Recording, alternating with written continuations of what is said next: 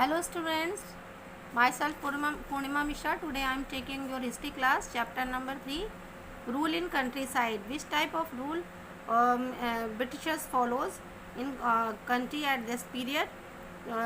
I am telling about this.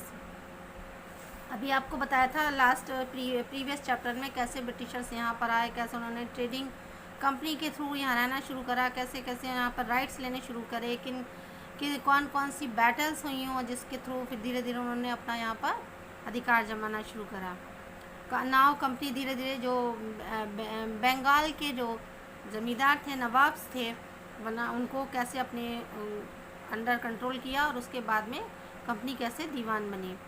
The company becomes Diwan. Diwan means होता है जो धन संबंधी जो जानकारियाँ होती हैं उसकी कैसे वो हेड बनी। As Diwan the company became the chief financial administrator of the territory. जैसे ही कंपनी दीवान बनी वो फाइनेंशियल एडमिनिस्ट्रेशन उसके हाथ में आ गया, अंडर द कंट्रोल। उसने अपना अधिकार जमाना शुरू कर दिया। Territory under the not it had the think of administering the land and organizing its revenue resources.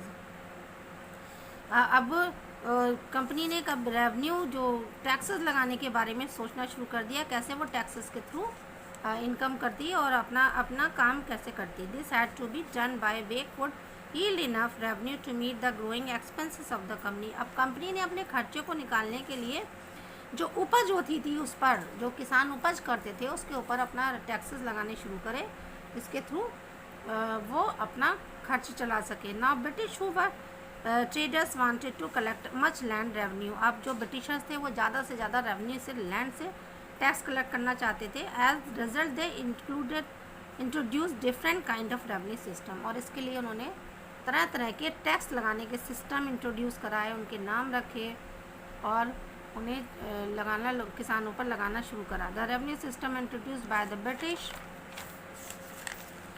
Were 3 different forms. पहला था कि सबसे मेन था तो अलग अलग 3 डिफरेंट फॉर्म में थे। एक था परमानेंट सेटलमेंट, महलवारी सिस्टम, जिसको महलवारी सिस्टम के नाम से जाना जाता था, और दूसरा था Ryotwari system.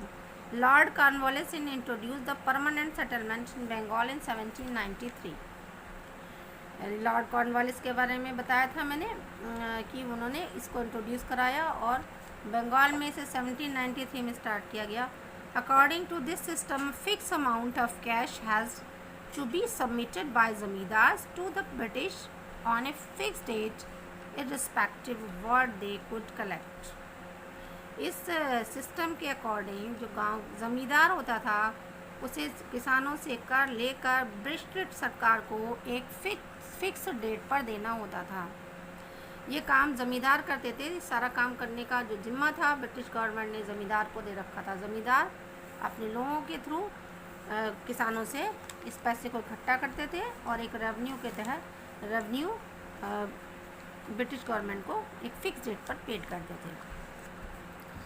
The permanent settlement did not prove beneficial to the British. लेकिन ये ब्रिटिश को ज़्यादा लाभदायक नहीं हुआ। Though the amount of tax was fixed, it was so high that zamindar could not pay it. एक तो जो अमाउंट इन्होंने फिक्स किया था वो बहुत ज़्यादा था और ज़मींदार उसे पे नहीं कर पाते थे। As the result they lost zamindari. इससे क्या हुआ, उनका ज़मींदारी ख़त्म होने लगी, जो रूल बना रखे थे वो सब ख़त्म होने लगे। But the worst affected were fission. लेकिन इसका सबसे गलत प्रभाव मजदूरों पर, छोटे किसानों पर पड़ा। The zamindar ill treated to peasant to be able to collect maximum revenue. ज़मींदारों की कंडीशन ख़राब होती जा रही थी। उनकी जो किसानों में एक छवि थी वो ख़राब हो रही थी, क्योंकि उन्हें अपने टैक्स लेने के लिए, मैक्सिमम टैक्स लेने के लिए किसानों के साथ में बहुत बुरा व्यवहार करना पड़ता था।